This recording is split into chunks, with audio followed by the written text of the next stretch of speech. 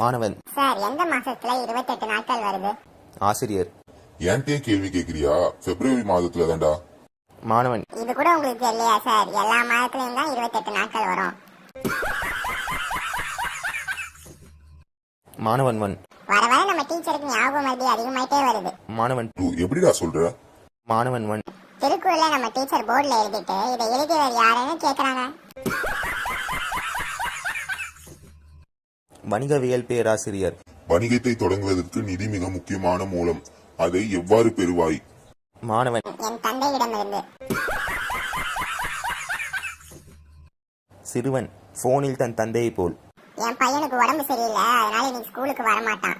Headmaster. யார் பேசுறது? சிறுவன். நான் தான், என்னோட அப்பா பேசுறேன். மாணவன். சார், நான் பரீட்சை எழுதுறப்ப இவனை பார்த்து தான் எழுதினேன். ஆசிரியர். சரி, இன்டர்வியூக்கு இவரை எதுக்கு கூட்டிட்டு வந்தீங்க? மாணவன். எனக்கு பதில் தெரியாது, கேள்வியை கேட்டீங்கன்னா இவரை கேட்டு பதில் சொல்வேன்.